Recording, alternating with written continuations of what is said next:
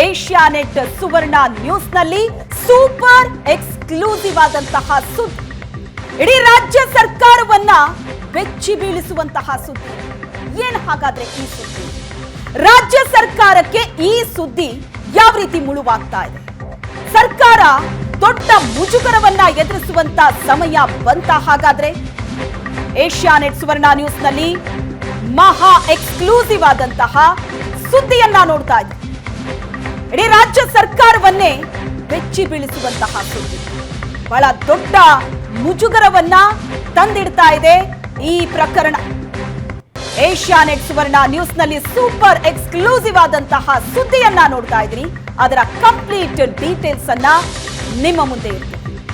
ಇದು ವಾಲ್ಮೀಕಿ ನಿಗಮದ ಹಗರಣಕ್ಕೆ ಸಂಬಂಧಪಟ್ಟಂತಹ ಸುದ್ದಿ. ಇದು ಮಾಜಿ ಸಚಿವ ನಾಗೇಂದ್ರ ಕೊರಳಿಗೆ ಈ ಉರುಳು ಬಿಗಿಯಾಗಿ ಸುತ್ತಕೊಳ್ತಾ ಇದೆ. ಈಗಾಗಲೇ ಸಚಿವ ನಾಗೇಂದ್ರ ಮಾಜಿ ಸಚಿವರಾಗಿದ್ದಾರೆ ಇದೇ ಪ್ರಕರಣದಿಂದ. ಅಷ್ಟಾದ್ರೂ ಕೂಡ ಈ ಪ್ರಕರಣದಿಂದ ತಪ್ಪಿಸಿಕೊಳ್ಳೋ ಮಾತೇ ಇಲ್ಲ. ಉರುಳು ಮತ್ತಷ್ಟು ಬಿಗಿಯಾಗ್ತಾ ಇದೆ. ನಾಗೇಂದ್ರರನ್ನ ಎಸ್ಐಟಿ ರಕ್ಷಿಸಿದ್ರೂ ಕೂಡ ಸಿಬಿಐನಿಂದ ತಪ್ಪಿಸಿಕೊಳ್ಳೋದಕ್ಕಾಗಲ್ಲ. ವಾಲ್ಮೀಕಿ ನಿಗಮದ ಹಗರಣಕ್ಕೆ ಸಂಬಂಧಪಟ್ಟಂತಹ ಸುದ್ದಿಯಾಗಿದ್ದು ಈಗಾಗಲೇ ನಾಗೇಂದ್ರ ತಲೆದಂಡ ಆಗಿದೆ. ಸಚಿವಗಿರಿ ಕೈ ತಪ್ಪಿದೆ. ಈ ಪ್ರಕರಣ ಇನ್ನಷ್ಟು ಬಿಗಿಯಾಗುತ್ತೆ ಉರುಳು ಅನ್ನೋದರ ಜೊತೆಗೆ ರಾಜ್ಯ ಸರ್ಕಾರ ಕೂಡ ಮುಜುಗರವನ್ನ ಎದುರಿಸೋದಕ್ಕೆ ರೆಡಿ ಆಗ್ಬೇಕು ಅಂತಲೇ ಅನ್ಸುತ್ತೆ. ಆ ಹಂತವನ್ನ ತಲುಪಿದೆ ಈ ಪ್ರಕರಣ. ನಿಜ, ಈ ಪ್ರಕರಣದಲ್ಲಿ ತನಿಖೆ ಬಹಳ ತ್ವರಿತವಾಗಿ ನಡೆಸಲಾಗ್ತಾ ಇದೆ. ಜೊತೆಗೆ ಹಲವು ಅಧಿಕಾರಿಗಳನ್ನ ವಶಕ್ಕೆ ಪಡೆದು ವಿಚಾರಣೆ ನಡೆಸಲಾಗ್ತಾ ಇದೆ. ಹಾಗಿದ್ರೆ ಏನ್ ವಿಚಾರಗಳು ಹೊರಬರ್ತಾ ಇದೆ? ಮಾಜಿ ಸಚಿವರಾಗಿರುವಂತಹ ಇದೇ ಪ್ರಕರಣದಿಂದ ಸಚಿವಗಿರಿಯನ್ನ ಕಳೆದುಕೊಳ್ಳಬೇಕಾದಂತಹ ಪರಿಸ್ಥಿತಿ ಎದುರಿಸಿರುವಂತಹ ನಾಗೇಂದ್ರ ಅವರ ಪಾಲಿಗೆ ಉರುಳು ಯಾಕೆ ಬಿಗಿಯಾಗ್ತಾ ಇದೆ? ಎಸ್ಐಟಿ ಒಂದೊಮ್ಮೆ ರಕ್ಷಿಸಿದ್ರೂ ಕೂಡ, ಯಾಕಂದ್ರೆ ಅಂತದೊಂದು ಆರೋಪ ಆಕ್ಷೇಪವನ್ನ ವಿಪಕ್ಷಗಳು ಕೂಡ ಮಾಡ್ತಾ ಇವೆ. ಹಾಗಾದ್ರೂ ಕೂಡ ಸಿಬಿಐ ಕೂಡ ಎಂಟ್ರಿ ಆಗ್ತಿರೋದ್ರಿಂದಾಗಿ ಸಿಬಿಐನಿಂದ ತಪ್ಪಿಸ್ಕೊಳ್ಳೋದಕ್ಕೆ ಸಾಧ್ಯ ಆಗಲ್ಲ. ಹಾಗಿದ್ರೆ ಎಂತಹ ಒಂದು ಸಾಕ್ಷ್ಯ ಈಗ ಲಭ್ಯ ಆಗ್ತಾ ಇದೆ? ನಾಗೇಂದ್ರ ಅವರ ವಿರುದ್ಧ ಏನ್ ಕೇಳಿ ಬರ್ತಾ ಇದೆ? ಅಷ್ಟೇ ಅಲ್ಲ, ವಾಲ್ಮೀಕಿ ನಿಗಮ ಹಗರಣದಲ್ಲಿ ಮತ್ತೊಬ್ಬ ಶಾಸಕರಿಗೆ ಉರುಳು ಬಿಗಿಯಾಗ್ತಾ ಇದೆಯಾ? ಸುವರ್ಣ ನ್ಯೂಸ್ಗೆ ಎಸ್ಐಟಿ ಮೂಲಗಳಿಂದ ಎಕ್ಸ್ಕ್ಲೂಸಿವ್ ಆದಂತಹ ಮಾಹಿತಿ ಲಭ್ಯ ಆಗ್ತಾ ಇದೆ. ನಾಗೇಂದ್ರ ಅವರನ್ನ ಸಮರ್ಥಿಸಿಕೊಂಡಂತವರು ನೋಡ್ಲೇಬೇಕಾದಂತಹ ಸುದ್ದಿ. ಈ ಪ್ರಕರಣದಿಂದಾಗಿ ಸಚಿವಗಿರಿಯನ್ನ ಕಳಕೊಂಡ ನಾಗೇಂದ್ರ ಅವರಷ್ಟೇ ಅಲ್ಲ, ಮತ್ತೋರ್ವ ಶಾಸಕರಿಗೂ ಕೂಡ ಈ ಪ್ರಕರಣ ಉರುಳಾಗ್ತಾ ಇದೆಯಾ? ಜೊತೆಗೆ ನಾಗೇಂದ್ರ ಅವರಿಗೂ ಕೂಡ ಕುಣಿಕೆ ಮತ್ತಷ್ಟು ಬಿಗಿಯಾಗ್ತಾ ಇದೆಯಾ? ಯಾರೆಲ್ಲ ಈ ಪ್ರಕರಣದಲ್ಲಿ ನಾಗೇಂದ್ರ ಅವರನ್ನ ಸಮರ್ಥಿಸಿಕೊಂಡಿದ್ರು ಅವರು ನೋಡ್ಲೇಬೇಕಾದಂತಹ ಸುದ್ದಿಗಿಲ್ಲಿದೆ. ಹಾಗಿದ್ರೆ ವಾಲ್ಮೀಕಿ ಹಗರಣದಲ್ಲಿ ಯಾರ್ಯಾರಿಗೆ ಎಷ್ಟೆಷ್ಟು ದುಡ್ಡು ಹೋಯ್ತು? ಕಂತೆ ತುಂಬಿದ್ದ ಸೂಟ್ ಕೇಸ್ಗಳು ಎಲ್ಲಿಗೆ ಹೋದವು? ಯಾರು ಕೊಟ್ಟವರು, ಪಡೆದವರು ಯಾರು? ಇದೆಲ್ಲದರ ಎಕ್ಸ್ಕ್ಲೂಸಿವ್ ಆದಂತಹ ಡೀಟೇಲ್ಸ್ ಅನ್ನ ಸುವರ್ಣ ನ್ಯೂಸ್ ನಿಮ್ಮೆದುರಿಗಿಡ್ತಾ ಇದೆ. ಒಂದೆರಡಲ್ಲ, 187 ಕೋಟಿ ಹಗರಣ, ಅವ್ಯವಹಾರ, ಪರಿಶಿಷ್ಟ ಪಂಗಡಗಳ ಅಭಿವೃದ್ಧಿಗೆ ಅಂತ ಮೀಸಲಿಟ್ಟಂತಹ ವಾಲ್ಮೀಕಿ ಅಭಿವೃದ್ಧಿ ನಿಗಮದ ಹಣ ಹಾಗಿದ್ರೆ ಏನಾಯ್ತು? ಈ ಲೂಟಿ ಸಂಬಂಧ ಸಚಿವ ನಾಗೇಂದ್ರ ಕೊಟ್ಟಂತಹ ಆದೇಶವಾದ್ರೂ ಏನು ಹಾಗಿದ್ರೆ?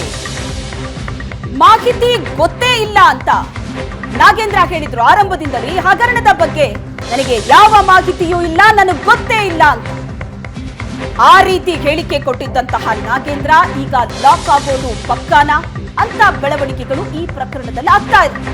ಎಸ್ಐಟಿ ತನಿಖೆ ಏನೇನಾಯ್ತು, ಏನೇನ್ ನಡೀತು ಅನ್ನೋದರ ಇಂಚಿಂಚು ಮಾಹಿತಿಯನ್ನ ನಾವು ನಿಮಗೆ ಕೊಡ್ತಾ ಇದ್ದೀವಿ. ನಮ್ಮಲ್ಲಿ ಮಾತ್ರ ಏಷ್ಯಾನೆಟ್ ಸುವರ್ಣ ನ್ಯೂಸ್ನಲ್ಲಿ ಎಕ್ಸ್ಕ್ಲೂಸಿವ್ ಆಗಿ ಈ ಸುದ್ದಿಯನ್ನ ನೋಡ್ತಾ ಇದ್ದೀವಿ. ಸಿಬಿಐ ತನಿಖೆ ಇರೋದ್ರಿಂದ ರಿಸ್ಕ್ ತೆಗೆದುಕೊಳ್ತಾ ಇಲ್ಲ ಎಸ್ಐಟಿ. ಆರೋಪಿಗಳ ಹೇಳಿಕೆಯನ್ನ ದಾಖಲಿಸಿ ಕೋರ್ಟ್ಗೆ ಕೊಟ್ಟಿರೋ ಮಾಹಿತಿ ಸಿಕ್ಕಿದೆ. ಸಿಸಿಟಿವಿ ದೃಶ್ಯವನ್ನ ವಶಕ್ಕೆ ಪಡೆದು ಎಸ್ಐಟಿ ತನಿಖೆಯನ್ನ ನಡೆಸ್ತಾ ಇದೆ. ಈ ಪ್ರಕರಣದಲ್ಲಿ ಬಗೆದಷ್ಟು ಸತ್ಯ ಹೊರಬೀಳ್ತಾ ಇದೆ. ಮತ್ತಷ್ಟು ಉರುಳು ಗಟ್ಟಿಯಾಗ್ತಾ ಇದೆ. ರಾಜ್ಯ ಸರ್ಕಾರಕ್ಕೂ ಕೂಡ ಮುಜುಗರವನ್ನ ತಂದಿದೆ. ಮುಜುಗರದಿಂದ ತಪ್ಪಿಸಿಕೊಳ್ಳೋದಕ್ಕೆ ಅಂತ ಪ್ರತಿಪಕ್ಷ ಸಾಕಷ್ಟು ಒತ್ತಡ ಹಾಕಿದ ನಂತರ ಮುಜುಗರದಿಂದ ತಪ್ಪಿಸ್ಕೋಬೇಕು ಅಂತ ನಾಗೇಂದ್ರ ತಲೆದಂಡ ಆಯಿತು. ಹಾಗಾದ್ರೆ ಈ ಪ್ರಕರಣದಲ್ಲಿ ನಾಗೇಂದ್ರ ತಲೆದಂಡ ಒಂದೇ ಪರಿಹಾರವಾ? ಈಗ ತನಿಖೆ ನಡೀತಾ ಇದೆ, ತನಿಖೆ ಪ್ರಗತಿಯಲ್ಲಿದೆ, ತನಿಖೆ ಹಂತದಲ್ಲಿ ಒಂದೊಂದು ವಿಷಯ ಬಹಿರಂಗ ಆಗ್ತಾ ಇದೆಯಲ್ಲ, ಅದು ಬಹಳ ಅಚ್ಚರಿಯ ಈ ವಿಷಯ. ಪ್ರಕರಣದಲ್ಲಿ ಪ್ರಮುಖವಾಗಿ ನಾವು ಗಮನಿಸ್ತಾ ಹೋದ್ರೆ ಇಲ್ಲಿ ಕೇವಲ ಸಚಿವಗಿರಿಯನ್ನ ತಲೆದಂಡ ಮಾಡಿದ್ರೆ ಸಾಲದು, ಅವರ ನಿಜಕ್ಕೂ ಕೂಡ ಅಲ್ಲಿ ಪಾತ್ರ ಏನಿದೆ, ತನಿಖೆ ಮೂಲಕ ಅದೆಲ್ಲವೂ ಕೂಡ ಹೊರಬರಬೇಕಾಗತ್ತೆ. ಅಂತದೊಂದು ಹಂತ ಏನಾದ್ರೂ ಬಂದ್ಬಿಡ್ತಾ ಎನ್ನುವ ಗುಮಾನಿ ಅನುಮಾನ ಶುರುವಾಗ್ತಾ ಇದೆ. ಯಾಕಂದ್ರೆ ಈ ಪ್ರಕರಣಕ್ಕೆ ಸಂಬಂಧಪಟ್ಟಂತೆ ಆರೋಪಿಗಳ ಹೇಳಿಕೆಯನ್ನ ದಾಖಲಿಸಿಕೊಂಡಿದೆ SIT. ಸಿಸಿಟಿವಿಯ ದೃಶ್ಯಾವಳಿಗಳನ್ನ ಪಡೆದು ಆ ಬಗ್ಗೆ ತನಿಖೆಯನ್ನ ನಡೆಸ್ತಾ ಇದೆ. ಸಿಬಿಐ ತನಿಖೆ ಇರೋದ್ರಿಂದ SIT ಏನು ರಿಸ್ಕ್ ಅನ್ನ ತೆಗೆದುಕೊಳ್ತಾ ಇಲ್ಲ. ಆರೋಪಿಗಳು ಏನ್ ಹೇಳಿಕೆ ಕೊಡ್ತಾರೋ ಅದನ್ನ ದಾಖಲಿಸಿ ಆ ಮಾಹಿತಿಯನ್ನ ರವಾನಿಸ್ತಾ ಇದೆ. ಹಾಗಿದ್ರೆ ಆರೋಪಿಗಳು ಕೊಟ್ಟಂತಹ, ಈಗಾಗಲೇ SIT ವಶಕ್ಕೆ ಸಿಕ್ಕಿ ತನಿಖೆಯನ್ನ ಎದುರಿಸ್ತಾ ಇರುವಂತಹ ಆರೋಪಿಗಳು ಕೊಟ್ಟಂತಹ ಮಾಹಿತಿ ಏನಿದೆ, ಬಿಟ್ಟುಕೊಟ್ಟಂತಹ ಮಾಹಿತಿ ಏನಿದೆ, ಅದರ ಆಧಾರದ ಮೇಲೆ ತನಿಖೆಯನ್ನು ನಡೆಸ್ತಾ ಹೋದ್ರೆ ಅದು ಸಚಿವರಿಗೆ ಉರುಳಾಗತ್ತಾ? ಲೂಟಿ ಸಂಬಂಧ ಹಾಗಿದ್ರೆ ಸಚಿವ ನಾಗೇಂದ್ರ ಅವರು ಕೊಟ್ಟಂತಹ ಆದೇಶ ಏನು? ಮಾಹಿತಿ ಗೊತ್ತೇ ಇಲ್ಲ ಅಂತ ಹೇಳಿದ್ರು ನಾಗೇಂದ್ರ ಅವರು. ಹಾಗಿದ್ರೆ ಈಗ ತನಿಖಾ ಹಂತದಲ್ಲಿ ಬರ್ತಾ ಇರುವಂತಹ ಮಾಹಿತಿಗಳನ್ನ ನೋಡ್ತಾ ಹೋದ್ರೆ ನಾಗೇಂದ್ರ ಅವರು ಲಾಕ್ ಆಗೋದು ಪಕ್ಕಾನಾ? ಇದು ಈಗ ಬಹಳ ದೊಡ್ಡ ಮಟ್ಟಿಗೆ ಕುಣಿಕೆ ಇನ್ನಷ್ಟು ಬಿಗಿಯಾಗುವಂತಹ ಸಂದರ್ಭ ಬಂದಿದೆ ಅಂತ ಅನ್ಸುತ್ತೆ. ಈ ಬಗ್ಗೆ ಹೆಚ್ಚಿನ ಡೀಟೇಲ್ಸ್ ಅನ್ನ ಕೊಡ್ತಾರೆ ನಮ್ಮ ಪ್ರತಿನಿಧಿ ರಮೇಶ್ ಸಂಪರ್ಕದಲ್ಲಿದ್ದಾರೆ.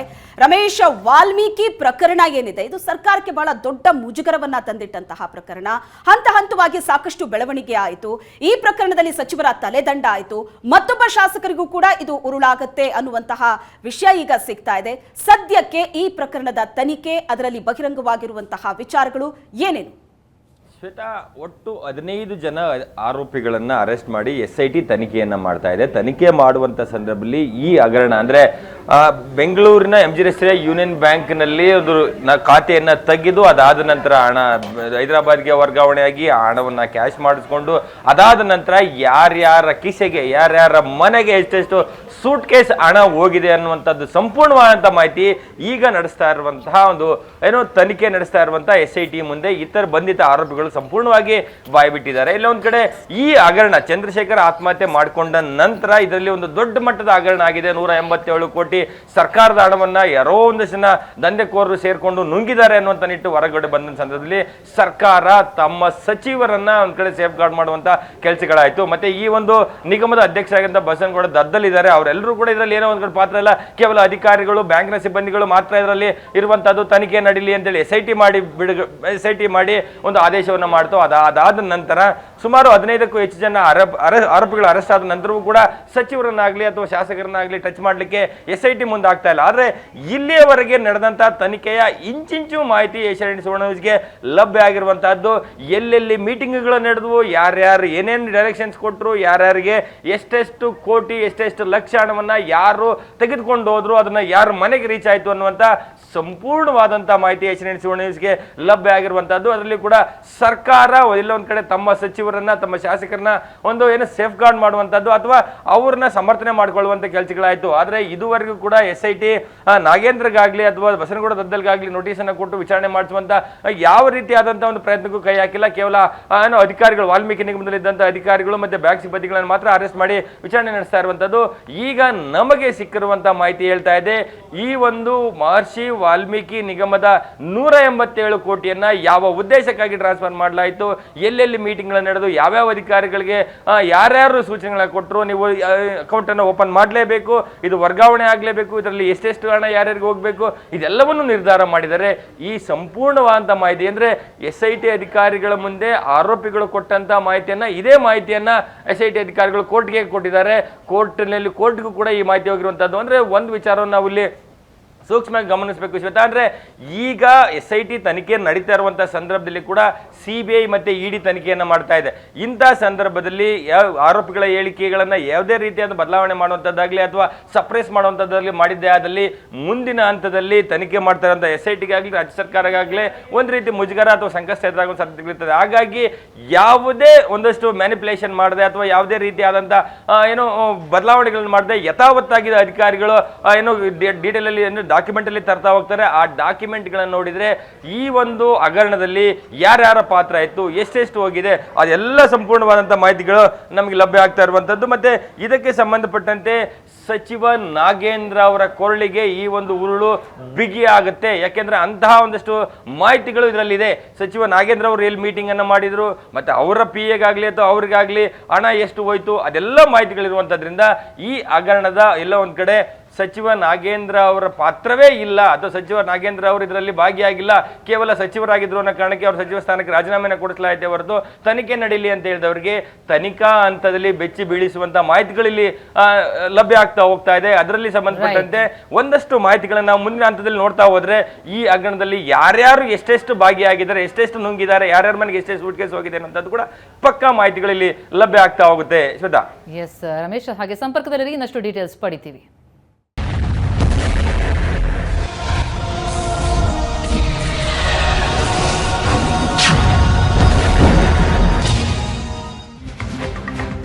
ಎಸ್ ಸುವರ್ಣ ನ್ಯೂಸ್ ನಲ್ಲಿ ಮಹಾ ಎಕ್ಸ್ಕ್ಲೂಸಿವ್ ಆದಂತಹ ಸುದ್ದಿಯನ್ನು ನೀಡ್ತಾ ಇದ್ದೀವಿ. ವಾಲ್ಮೀಕಿ ನಿಗಮದಲ್ಲಾದಂತಹ ಅವ್ಯವಹಾರಕ್ಕೆ ಸಂಬಂಧಪಟ್ಟಂತೆ ಒಂದೊಂದೇ ವಿಷಯ ಹೊರಗೆ ಬರ್ತಲೇ ಹೋಗ್ತಾ ಇದೆ. ಈ 187 ಕೋಟಿ ರೂಪಾಯಿ ಹಣದ ವರ್ಗಾವಣೆಯಾಗಿದೆಯಲ್ಲ, ಆ ವರ್ಗಾವಣೆಯ ಸೀಕ್ರೆಟ್ ಅನ್ನ ಬಯಲಿಗೆಳಿತಾ ಇದೆ. ಹಾಗಿದ್ರೆ ಈ 187 ಕೋಟಿ ವರ್ಗಾವಣೆಗೆ ಒತ್ತಡ ಹಾಕಿದ್ಯಾರು? ಯೂನಿಯನ್ ಬ್ಯಾಂಕ್ಗೆ ಹಣ ವರ್ಗಾವಣೆಯಾಗಿದೆ ಹೇಗೆ? 187 ಕೋಟಿ ವರ್ಗಾವಣೆಗೆ ಒತ್ತಡ ಹಾಕಿದ ಯಾರು ಅನ್ನೋದು ಸ್ಪಷ್ಟ ಆಗ್ತಾ ಇದೆ. ಆರೋಪಿಗಳು ಹಲವು ವಿಚಾರವನ್ನ ಬಾಯ್ಬಿಟ್ಟಿದ್ದಾರೆ. ಹಾಗಿದ್ರೆ ಯೂನಿಯನ್ ಬ್ಯಾಂಕ್ಗೆ ಹಣ ವರ್ಗಾವಣೆಯಾಗಿದ್ದು ಹೇಗೆ? ಒತ್ತಡ ಹಾಕಿದ್ದು ಯಾರು? ಇದರ ಎಕ್ಸ್ಕ್ಲೂಸಿವ್ ಡೀಟೇಲ್ಸ್ ನಿಮ್ಮ ಎದುರುಗಿಡ್ತಾ ಇದ್ದೀವಿ. ಎಸ್, 187 ಕೋಟಿ ವರ್ಗಾವಣೆಗೆ ಒತ್ತಡ ಹಾಕಿದ್ದೇ ನಾಗೇಂದ್ರ ಅವರು. ಒತ್ತಡ ಹೇರಿದ್ದೇ ಪರಿಶಿಷ್ಟ ಪಂಗಡಗಳ ಕಲ್ಯಾಣ ಖಾತೆಯ ಮಾಜಿ ಸಚಿವರಾಗಿರುವಂತಹ ನಾಗೇಂದ್ರ. 2023ರ ಸಮಯ ಡಿಸೆಂಬರ್ ಕೊನೆ ವಾರ. ಆಗ ಒಂದು ಡೀಲ್ ಮೀಟಿಂಗ್ ನಡೆಯುತ್ತೆ. ಕೆಲ ಅಧಿಕಾರಿಗಳು ಬೇಡ ಅಂದ್ರೂ ಕೂಡ ಹಣ ವರ್ಗಾವಣೆಗೆ ಸೂಚನೆ ಕೊಟ್ಟಿದ್ರಂತೆ. ನಾಗೇಂದ್ರ ಅವರ ಹೆಸರು ಕೇಳಿ ಬರ್ತಾ ಇದೆ ಈ ಪ್ರಕರಣದಲ್ಲಿ ಈಗ ಸ್ಪಷ್ಟವಾಗಿ. ಯೂನಿಯನ್ ಬ್ಯಾಂಕ್ ನಲ್ಲಿ ಡೆಪಾಸಿಟ್ ಖಾತೆ ತೆರೆಯೋದಕ್ಕೆ ಸೂಚನೆ ಕೊಟ್ಟಿದ್ರಂತೆ. ಬೆಂಗಳೂರಿನ ಶಾಂಗ್ರಿಲಾ ಹೋಟೆಲ್ನಲ್ಲಿ ಖುದ್ದು ನಾಗೇಂದ್ರ ಮೀಟಿಂಗ್ ಮಾಡಿದ್ರು. ಅಧಿಕಾರಿಗಳು ಬೇಡ ಅಂದ್ರೂ ಕೂಡ, ಕೆಲ ಅಧಿಕಾರಿಗಳು ಬೇಡ ಅಂದ್ರೂ ಕೂಡ ಹಣ ವರ್ಗಾವಣೆಗೆ ಆಗ ಸಚಿವರಾಗಿದ್ದ ನಾಗೇಂದ್ರ ಸೂಚನೆ ಕೊಡ್ತಾರೆ. ಖಾತೆ ತೆರೆಯೋದಕ್ಕೂ ಕೂಡ ಸೂಚನೆ ಕೊಡ್ತಾರೆ. ಆರಂಭದಲ್ಲಿ ಖಾತೆಯನ್ನ ತೆರೆಯೋದಕ್ಕೆ ನಿಗಮದ MD ಪದ್ಮನಾಭ್ ನಿರಾಕರಿಸಿದ್ರು, ಬೇಡ ಅಂತ. ನೆಕ್ಕುಂಟಿ ನಾಗರಾಜ್ ಸೂಚನೆಯನ್ನ MD ಪದ್ಮನಾಭ್ ನಿರಾಕರಿಸಿದ್ರು. ಆಗ ಹೋಟೆಲ್ ಮೀಟಿಂಗ್ಗೆ ಎಂಟ್ರಿ ಕೊಟ್ಟಿದ್ದೆ ಈ ನಾಗೇಂದ್ರ. ಖಾತೆ ತೆರೆದು ಠೇವಣಿ ನೀಡುವಂತೆ ಸೂಚನೆ ಕೊಟ್ಟಿದ್ದು ನಾಗೇಂದ್ರ. 2023ರ ಡಿಸೆಂಬರ್ ಕೊನೆ ವಾರದಲ್ಲಿ ನಡೆದಂತ ಮಾತುಕತೆ ಇದು. ಕಳೆದ ವರ್ಷದ ಡಿಸೆಂಬರ್ನ ಕೊನೆ ವಾರದಲ್ಲಿ ನಡೆದಂತ ಮಾತುಕತೆ. ಆ ಮೀಟಿಂಗ್ ನಲ್ಲಿ ಹೊಸ ಬ್ಯಾಂಕ್ ಖಾತೆ ತೆರೆಯೋದ್ರ ಬಗ್ಗೆ ನಿರ್ಧಾರವಾಗುತ್ತೆ. ಸೂಚನೆ ಕೊಟ್ಟಿದ್ದು ಯಾರು ಅನ್ನೋ ಪ್ರಶ್ನೆಗೆ ಇದೀಗ ಉತ್ತರ ಸಿಗ್ತಾ ಇದೆ. 187 ಕೋಟಿ ಹಣ ವರ್ಗಾವಣೆಗೆ ಸೂಚನೆ ಕೊಟ್ಟಿದ್ದೆ ಆಗ ಸಚಿವರಾಗಿದ್ದ, ಈಗ ಮಾಜಿ ಸಚಿವರಾಗಿರುವಂತ ನಾಗೇಂದ್ರ. ಅರೆಸ್ಟ್ ಆದಂತ ಆರೋಪಿಗಳ ವಿಚಾರಣೆ ಸಂದರ್ಭದಲ್ಲಿ ಒಂದೊಂದು ಶಾಕಿಂಗ್ ನ್ಯೂಸ್ ಅನ್ನ ಬಾಯ್ಬಿಟ್ಟಿದ್ದಾರೆ. 187 ಕೋಟಿ ವರ್ಗಾವಣೆಗೆ ಒತ್ತಡ ಹಾಕಿದ್ಯಾರು? ನಾಗೇಂದ್ರ. ಸೂಚನೆ ಕೊಟ್ಟಿದ್ಯಾರು? ನಾಗೇಂದ್ರ. ಹೊಸ ಖಾತೆ ತೆರೆಯೋದಕ್ಕೆ ಸೂಚನೆ ಕೊಟ್ಟ ನಂತರವೂ ನಿಗಮದ MD ನಿರಾಕರಿಸಿದ್ರು. ಅದಾದ ನಂತರವೂ ಕೂಡ ಮತ್ತೆ ಒತ್ತಡವನ್ನ ಹಾಕಲಾಗಿತ್ತು. ಎಸ್, ಕೆಲ ಅಧಿಕಾರಿಗಳು ಬೇಡ ಅಂತಾರೆ. ಆಗ್ಲೂ ಕೂಡ ಇದೇ ನಾಗೇಂದ್ರ ಅವರೇ ಹಣ ವರ್ಗಾವಣೆಗೆ ಸೂಚನೆ ಕೊಟ್ಟರು. ಇದೆಲ್ಲದಕ್ಕೂ ಕೂಡ ಬೆಂಗಳೂರಿನ ಶಾಂಗ್ರಿಲಾ ಹೋಟೆಲ್ ಸಾಕ್ಷಿಯಾಯಿತು. ಅಲ್ಲಿ ಖುದ್ದು ನಾಗೇಂದ್ರ ಅವರೇ ಮೀಟಿಂಗ್ ಅನ್ನ ನಡೆಸಿದ್ರು. ಆರಂಭದಲ್ಲಿ ನಿಗಮದ MD ಪದ್ಮನಾಭ್ ರವರು ಖಾತೆ ತೆರೆಯೋದಕ್ಕೆ ನಿರಾಕರಿಸ್ತಾರಂತೆ. ಆದ್ರೆ ನೆಕ್ಕಂಟಿ ನಾಗರಾಜ್ ಸೂಚನೆಯನ್ನ MD ಪದ್ಮನಾಭ್ ನಿರಾಕರಿಸಿದ್ರು ಕೂಡ ಒತ್ತಡ ಜೋರಾಗತ್ತೆ. ಆ ಕಾರಣಕ್ಕಾಗಿ ಖಾತೆ ತೆರೆಯಲಾಗುತ್ತೆ. ಅಂದ್ರೆ ಇಲ್ಲಿ ಅಂದು ಸಚಿವರಾಗಿದ್ದಂತಹ ನಾಗೇಂದ್ರ ಅವರ ಸೂಚನೆಯ ಮೇರೆಗೆ ಖಾತೆ ತೆರೆದು ಠೇವಣಿಯನ್ನಿಡುವಂತೆ ಸೂಚನೆಯನ್ನೇನು ಕೊಡ್ತಾರೆ. ಮೀಟಿಂಗ್ ನಲ್ಲೇ ಹೊಸ ಬ್ಯಾಂಕ್ ಖಾತೆ ತೆರೆಯುವಂತಹ ಒಂದು ನಿರ್ಧಾರಕ್ಕೆ ಬರ್ತಾರೆ. ಇದೆಲ್ಲವೂ ಕೂಡ ನಡೆದದ್ದು ನಾಗೇಂದ್ರ ಅವರ ಸೂಚನೆಯ ಮೇರೆಗೆ ಅನ್ನೋದು. ಅಂದ್ರೆ ಈ 187 ಕೋಟಿ ವರ್ಗಾವಣೆ ಏನ್ ನಡೀತು, ಅದರ ಹಿಂದಿರುವಂತಹ ಸೂತ್ರಧಾರ ಯಾರು, ಪ್ರಮುಖ ವ್ಯಕ್ತಿ ಯಾರು, ಹೇಗೆ ಯೂನಿಯನ್ ಬ್ಯಾಂಕ್ಗೆ ಹಣ ವರ್ಗಾವಣೆಯಾಯಿತು, ಇದೆಲ್ಲವನ್ನ ಕೂಡ ಗಮನಿಸ್ತಾ ಹೋದ್ರೆ ತನಿಖೆಯ ವೇಳೆ ಬಹಿರಂಗವಾದಂತಹ ಪ್ರಮುಖ ವಿಚಾರವೇ ನಾಗೇಂದ್ರ ಅವರ ಸೂಚನೆಯ ಮೇರೆಗೆ ಇದೆಲ್ಲವೂ ಕೂಡ ನಡೀತು. ಇದು ಬೆಳಕಿಗೆ ಬರ್ತಾ ಇದೆ. ವಾಲ್ಮೀಕಿ ಹಗರಣಕ್ಕೆ ಮುನ್ನುಡಿ ಬರೆದಿದ್ದೆ 2023ರ ಡಿಸೆಂಬರ್ನಲ್ಲಿ. ಅಲ್ಲಿಂದಲೇ ಶುರುವಾಗುತ್ತೆ. ಹಗರಣದ ಆರಂಭಕ್ಕೆ ಸಾಕ್ಷಿಯಾಗಿದ್ದು ಶಾಂಗ್ರಿಲಾ ಹೋಟೆಲ್. ಅಲ್ಲೇ ಮೀಟಿಂಗ್ ನಡೆದಿತ್ತು. ಮೀಟಿಂಗ್ ನಲ್ಲಿದ್ರು ನಾಗೇಂದ್ರ PA ನೆಕುಂಟಿ ನಾಗರಾಜ್ ಮತ್ತು ಬಾಮೈದ. ಇಬ್ರು ಸಹ ಶಾಂಗ್ರಿಲಾ ಹೋಟೆಲ್ನಲ್ಲಿ ನಡೆದಂತ ಆ ಮೀಟಿಂಗ್ ನಲ್ಲಿ 2023 ಅಂದ್ರೆ ಕಳೆದ ವರ್ಷದ ಡಿಸೆಂಬರ್ನಲ್ಲಿ ನಡೆದಂತಹ ಮೀಟಿಂಗ್. ಈ ಪ್ರಕರಣದ ಆರಂಭ ಅಲ್ಲಿಂದಲೇ ಆಗತ್ತೆ. ಮೀಟಿಂಗ್ ನ ನಂತರ MG ರಸ್ತೆಯ ಯೂನಿಯನ್ ಬ್ಯಾಂಕ್ ನಲ್ಲಿ ಖಾತೆ ಓಪನ್ ಆಗುತ್ತೆ. ಅಧಿಕಾರಿಗಳು ಹಣ ವರ್ಗಾವಣೆಗೆ ಕೆಲ ಅಧಿಕಾರಿಗಳು ಬೇಡ ಅಂತಾರೆ. ಖಾತೆ ತೆರೆಯೋದ್ರ ಬಗ್ಗೆ MD ಪದ್ಮನಾಭ್ ಕೂಡ ಬೇಡ ಅಂತಾರೆ. ಆದ್ರೆ ಒತ್ತಡ ಜೋರಾಗುತ್ತೆ. ವಸಂತ ನಗರ ಬ್ರಾಂಚ್ನ ಮೂಲ ಅಕೌಂಟ್ನಿಂದ ಹಣ ವರ್ಗಾವಣೆಯಾಗುತ್ತೆ. 187 ಕೋಟಿ ರೂಪಾಯಿ ಹಣ ವರ್ಗಾವಣೆಯನ್ನ ಅಧಿಕಾರಿಗಳು ಮಾಡ್ತಾರೆ. MG ರಸ್ತೆ ಯೂನಿಯನ್ ಬ್ಯಾಂಕ್ ಬ್ರಾಂಚ್ನಿಂದ 94 ಕೋಟಿ ವರ್ಗಾವಣೆಯಾಗುತ್ತೆ. ಆರೋಪಿಗಳು RBLನ ನಕಲಿ ಅಕೌಂಟ್ಗಳಿಗೆ 89 ಕೋಟಿ ಹಣವನ್ನ ವರ್ಗಾವಣೆ ಮಾಡ್ತಾರೆ. ಹೈದರಾಬಾದ್ನ ಬಂಜಾರಾ ಹಿಲ್ಸ್ನಲ್ಲಿದ್ದಂತಹ RBL ಬ್ಯಾಂಕ್ ಖಾತೆಗಳು, ಆ ಖಾತೆಗಳಿಗೆ ಹಣ ವರ್ಗಾವಣೆಯಾಗುತ್ತೆ. ಪಕ್ಕಾ ಪ್ಲಾನ್ ಅನ್ನ ಮಾಡಿರ್ತಾರೆ. ವಾಲ್ಮೀಕಿ ಹಗರಣಕ್ಕೆ ಒಟ್ಟಾರೆ ಮುನ್ನುಡಿ ಬರೆದಿದ್ದೆ ಕಳೆದ ವರ್ಷದ ಡಿಸೆಂಬರ್ನಲ್ಲಿ ಶಾಂಗ್ರಿಲಾ ಹೋಟೆಲ್ನಲ್ಲಿ. ಎಸ್, ಈ ಬೆಳವಣಿಗೆ ಕುರಿತಾಗಿ ಡೀಟೇಲ್ಸ್ ನೀಡ್ತಾ ಹೋಗ್ತಾರೆ ನಮ್ಮ ಪ್ರತಿನಿಧಿ ರಮೇಶ್. ಈಗ ನೇರ ಸಂಪರ್ಕದಲ್ಲಿದ್ದಾರೆ. ರಮೇಶ್, ಈ ಎಲ್ಲಾ ಹಗರಣಗಳಿಗೆ ಮೂಲ ಯಾರು, ಯಾರ ಸೂಚನೆಯ ಮೇರೆಗೆ ನಡೀತು, ಒತ್ತಡ ಹಾಕಿದ್ಯಾರು, ಇಷ್ಟು ದೊಡ್ಡ ಪ್ರಮಾಣದಲ್ಲಿ ಹಣ ವರ್ಗಾವಣೆಯಾಗಿದೆ ಹೇಗೆ, ಹಲವು ಪ್ರಶ್ನೆಗಳು ಕಾಡ್ತಾ ಇತ್ತು. ತನಿಖೆ ವೇಳೆ ಹಾಗಿದ್ರೆ ಇದೆಲ್ಲದರ ಹಿಂದೆ ಸಚಿವರಾಗಿದ್ದಂತಹ ನಾಗೇಂದ್ರ ಅವರ ಸೂಚನೆಯೇ ಕಾರಣ ಅನ್ನೋದು ಸ್ಪಷ್ಟ ಆಗ್ತಾ ಇದೆಯಾ? ಏನ್ ಹೇಳ್ತಾ ಇದೆ ತನಿಖೆಯಲ್ಲಿ ಹೊರಬರ್ತಾ ಇರುವಂತಹ ಪ್ರಮುಖ ಅಂಶಗಳೇನು ಹಣ ವರ್ಗಾವಣೆಯ ಕುರಿತಾಗಿ? ಖಂಡಿತ ಪ್ರತಿಮಾ, ಅಂದ್ರೆ ಸರ್ಕಾರದ ಒಂದು ನಿಗಮವೊಂದರ ಖಾತೆಯಲ್ಲಿದ್ದಂತ 187 ಕೋಟಿ ರೂಪಾಯಿಯನ್ನ ಯಾರೋ ವರ್ಗಾವಣೆ ಮಾಡ್ಕೊಳ್ತಾರೆ, ಅದನ್ನ ಯಾರೋ ನುಂಗ್ಲಿಕ್ಕೆ ಪ್ರಯತ್ನವನ್ನ ಮಾಡ್ತಾರೆ ಅನ್ನುವಂಥದ್ದಾದ್ರೆ ಅದು ಸರ್ಕಾರದ ಮಟ್ಟದಲ್ಲಿ, ಅದು ಸಚಿವರ ಮಟ್ಟದಲ್ಲಿ ಅವರ ಒಪ್ಪಿಗೆ ಇಲ್ಲದೆ ಅಥವಾ ಅವರಿಗೆ ಮಾಹಿತಿ ಇಲ್ಲದೆ ಅಥವಾ ಅವರು ಸೂಚನೆ ಇಲ್ಲದೆ ಈ ಒಂದು ದೊಡ್ಡ ಮಟ್ಟದ ಹಗರಣ ನಡಿಲಿಕ್ಕೆ ಸಾಧ್ಯ ಇಲ್ಲ ಅನ್ನುವಂಥದ್ದು ಈ ಒಂದು ಚಂದ್ರಶೇಖರ್ ಆತ್ಮಹತ್ಯೆ ನಡೆದ ದಿನದಿಂದನೂ ಕೂಡ ಕೇಳಿ ಬರ್ತಾರೆ ಅಂತ ವಿಚಾರ. ಆದ್ರೆ ಸರ್ಕಾರ ಎಲ್ಲ ಒಂದ್ ಕಡೆ ನಾಗೇಂದ್ರ ಅವ್ರನ್ನ ಏನೋ ಅವ್ರಿಗೆ ಸ್ಟೆಪ್ ಬ್ಯಾಕ್ ಅಂದ್ರೆ ಅವರಿಗೆ ಬೆನ್ನಿಗೆ ನಿಲ್ಲುವಂತ ಕೆಲಸ ಅಥವಾ ಅವರ ಏನು ತಪ್ಪು ಮಾಡಿಲ್ಲ ಅನ್ನುವಂತ ವಿಚಾರದಲ್ಲಿ ಹಗರಣ ಮುಕ್ತಾಯ ಆಗೋವರೆಗೂ ಅವ್ರು ರಾಜೀನಾಮೆ ಕೊಡಿಸ್ತೇವೆ ಅನ್ನುವಂಥ ಕಣ್ಣೋಶ ತಂತ್ರಗಳನ್ನ ಮಾಡ್ತಾ ಹೋದ್ರು. ಆದ್ರೆ ತನಿಖೆ ನಡೆಯುವಂತ ಸಂದರ್ಭದಲ್ಲಿ ನಾಗೇಂದ್ರ ಅವರ ಪಾತ್ರ ಏನು ಅನ್ನುವಂತ ಸಂಪೂರ್ಣವಾದಂತ ಉಲ್ಲೇಖ ಆಗ್ತಾ ಹೋಗುತ್ತೆ. 2023ರ ಡಿಸೆಂಬರ್ನ ಕೊನೆಯ ವಾರದಲ್ಲಿ ಇದೇ ಶಾಂಗ್ರಿಲಾ ಹೋಟೆಲ್ನಲ್ಲಿ, ಬೆಂಗಳೂರಿನ ಶಾಂಗ್ರಿಲಾ ಹೋಟೆಲ್ ಬಳಿ ಒಂದು ಮೀಟಿಂಗ್ ನಡೀತದೆ. ಆ ಮೀಟಿಂಗ್ ನಲ್ಲಿ ಏನೋ ನಾಗೇಂದ್ರ ಅವರ ಪರ್ಸನಲ್ ಸೆಕ್ರೆಟರಿ ಆಗಿದ್ದಂತ ದೇವೇಂದ್ರಪ್ಪ ಇರ್ತಾನೆ, ಅಂದ್ರೆ ನಾಗೇಂದ್ರ ಅವರ ಆಪ್ತ ಆಗಿದ್ದಂತ ನೆಕ್ಕಂಟಿ ನಾಗರಾಜ್ ಇರ್ತಾರೆ, ಜೊತೆಗೆ ಇನ್ನೂ ನಾಗೇಶ್ವರ ರಾವ್ ಇರ್ತಾನೆ, ಮತ್ತೆ ಪದ್ಮನಾಭ MD ನಿಗಮದ MD ಅಂತ ಪದ್ಮನಾಭ ಇರ್ತಾರೆ. ಸೊ ಇವರೆಲ್ಲ ಇದ್ದ ಸಂದರ್ಭದಲ್ಲಿ ಮೀಟಿಂಗ್ ಅಂದ್ರೆ ಹೋಟೆಲ್ನ ಒಳಗಡೆ ಎಲ್ಲರೂ ಸೇರಿ ಒಂದು ಮಾತುಕತೆ ಆಗುತ್ತೆ. ಪದ್ಮನಾಭನಿಗೆ ಒಂದು ಉಪಖಾತೆಯನ್ನ ತೆಗೆದು MG ರಸ್ತೆಯಿಂದ ಒಂದು ಉಪಖಾತೆಯನ್ನ ತೆರೆದು ಈ ನಿಗಮದಲ್ಲಿರುವಂತಹ ಅಷ್ಟು ಹಣವನ್ನ ವರ್ಗಾವಣೆ ಮಾಡ್ಲಿಕ್ಕೆ ಒಂದು ಏನೋ ಆದೇಶ ಆಗಿದೆ ಅನ್ನುವಂಥ ನಿಟ್ಟಿನಲ್ಲಿ ಏನೋ ಮಾಹಿತಿಯನ್ನ ಕೊಡ್ತಾರೆ ನೆಕ್ಕುಂಟಿ ನಾಗರಾಜ್ ಮತ್ತೆ ನಾಗೇಶ್ವರ ರಾವ್, ದೇವೇಂದ್ರಪ್ಪ. ಆದ್ರೆ ಎಲ್ಲ ಒಂದ್ ಕಡೆ ಇವ್ರು ಹೇಳುವಂತಹದ್ದು ಏನಂದ್ರೆ ಏನೋ ನಾವು ಒಪ್ಕೊಳ್ಳೋ ಅಂದ್ರೆ ಪದ್ಮನಾಭ ಹೇಳುವಂತಹದ್ದು ನಾನು ಇದಕ್ಕೆ ಮಾಡ್ಲಿಕ್ಕೆ ರೆಡಿ ಇಲ್ಲ ಅನ್ನೋದು. ಆ ಸಂದರ್ಭದಲ್ಲಿ ಸಚಿವರೇ ಹೋಟೆಲ್ ಹೊರಗಡೆ ಇದ್ದಾರೆ, ಅವರೇ ಹೇಳಿರುವಂತದ್ದು ಅನ್ನೋದು. ಆದ್ರೆ ಆ ಸಂದರ್ಭದಲ್ಲಿ ಎಲ್ಲರೂ ಕೂಡ ಹೋಟೆಲ್ ಹೊರಗಡೆ ಯಾವ ಕಾರಿನಲ್ಲಿ ನಾಗೇಂದ್ರ ಅವ್ರು ಕೂತಿರ್ತಾರೋ ಅಲ್ಲಿಗೆ ಬರ್ತಾರೆ. ಅಲ್ಲಿಗೆ ಬಂದ ನಂತರ ಮಾತುಕತೆ ಶುರುವಾಗುತ್ತೆ. ಅದಾದ ನಂತರ ಸಚಿವರು ಸೇರಿದಂತೆ ಎಲ್ಲರೂ ಕೂಡ ಹೋಟೆಲ್ ಒಳಗಡೆ ಹೋಗಿ ಮತ್ತೆ ಕೂತು ಮಾತುಕತೆಯನ್ನು ಮಾಡಲಾಗುತ್ತೆ. ಆ ಮಾತುಕತೆಯಲ್ಲಿ ಸ್ಪಷ್ಟವಾದಂತ ಡೈರೆಕ್ಷನ್ಸ್ ನಾಗೇಂದ್ರ ಕಡೆಯಿಂದ ಬರುತ್ತೆ. ಒಂದು MG ರಸ್ತೆಯಲ್ಲಿರುವಂತಹ ಯೂನಿಯನ್ ಬ್ಯಾಂಕ್ ನಲ್ಲಿ ಒಂದು ಉಪಖಾತೆಯನ್ನ ತೆರಿಬೇಕು, ಅದಕ್ಕೆ ಹಣವನ್ನ ವರ್ಗಾವಣೆ ಮಾಡಬೇಕು ಅನ್ನೋ ನಿಟ್ಟಿನಲ್ಲಿ ಒಂದು ಸೂಚನೆ ಕೊಡಲಾಗುತ್ತೆ. ಅಂದ್ರೆ ಇದು ಡಿಸೆಂಬರ್ ನಲ್ಲಿ, ಕಳೆದ ವರ್ಷ ಡಿಸೆಂಬರ್ನಲ್ಲಿಯೇ ಈ ಎಲ್ಲ ರೀತಿಯಾದಂಥ ರೂಪರೇಷೆಗಳ ಸಿದ್ಧ ಮಾಡಿಕೊಳ್ಳಲಾಗಿತ್ತು. ಖುದ್ದು ನಾಗೇಂದ್ರ ಅವರೇ ಮೀಟಿಂಗ್ನಲ್ಲಿ ಅಟೆಂಡ್ ಆಗಿ ಈ ಸಂಬಂಧಪಟ್ಟಂತೆ ಖಾತೆಯನ್ನು ತೆರೆಯಿರಿ, ಹಣವನ್ನು ಹಾಕಿ ಅನ್ನುವಂಥದ್ದು. ಇದು ಕೇವಲ ಬೇರೆ ಆರೋಪಿಗಳ ಹೇಳಿಕೆ ಅಷ್ಟೇ ಅಲ್ಲ, ಅಲ್ಲಿ ನಡೆದಂಥ ಮೀಟಿಂಗ್ನ ಸಂಪೂರ್ಣವಾದ CCTVಯನ್ನು ಈಗಾಗಲೇ SIT ಅಧಿಕಾರಿಗಳು ವಶಕ್ಕೆ ಪಡ್ಕೊಂಡಿದ್ದಾರೆ. ಆ CCTVಯನ್ನ ಅಂದ್ರೆ ಪರಿಶೀಲನೆ ಮಾಡಿರುವಂಥದ್ದು ಅಲ್ಲಿ ನಾಗೇಂದ್ರ ಅವರು ಇದ್ದಾರೆ ಅನ್ನುವಂಥದ್ದು ಕೂಡ ಸ್ಪಷ್ಟ ಆಗ್ತಿದೆ. ಅದಾದ ನಂತರ MG ರಸ್ತೆಯಿಂದ ಯೂನಿಯನ್ ಬ್ಯಾಂಕ್ನಲ್ಲಿ ಉಪಖಾತೆಯನ್ನು ತೆರೆಯಲಾಗುತ್ತೆ. ಅದು ಚಂದ್ರಶೇಖರ್ ಅವರೇ ಮುಂದೆ ನಿಂತಿದ್ದನ್ನ ತರಿಸ್ತಾರೆ ಚಂದ್ರಶೇಖರ್ ಕಡೆಯಿಂದ. ಅದಾದ ನಂತರ 187 ಕೋಟಿಯಲ್ಲಿ 94 ಕೋಟಿ ಬಂಜಾರಾ ಹಿಲ್ಸ್ ಅಲ್ಲಿರುವಂತಹ ಒಟ್ಟು 18 ಖಾತೆಗಳನ್ನ ಓಪನ್ ಮಾಡಲಾಗಿತ್ತು. ಇದೆ ಸತ್ಯನಾರಾಯಣ ವರ್ಮ ಅಂತವರು ನಕಲಿ ಕಂಪನಿಗಳ ಹೆಸರಲ್ಲಿ 18 ಖಾತೆಗಳನ್ನು ಓಪನ್ ಮಾಡಿರ್ತಾನೆ. ಅಷ್ಟು ಹಣವನ್ನು ಅಂದ್ರೆ 94 ಕೋಟಿಯನ್ನ ಅಷ್ಟು ಖಾತೆಗಳಿಗೆ ವರ್ಗಾವಣೆ ಮಾಡಲಾಗುತ್ತೆ.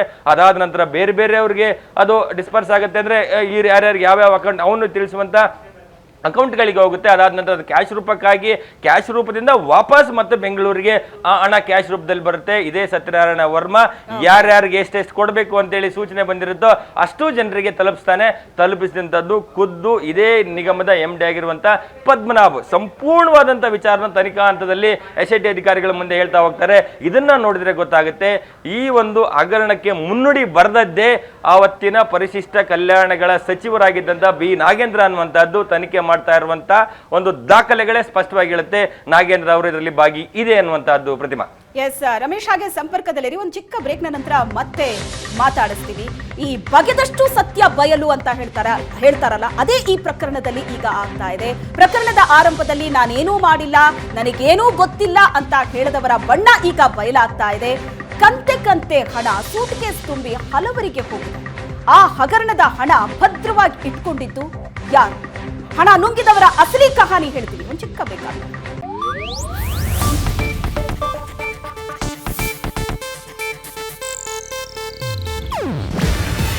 ಇದು ಏಷ್ಯಾನೆಟ್ ನ್ಯೂಸ್ ನೆಟ್ವರ್ಕ್ ಪ್ರಸ್ತುತಿ.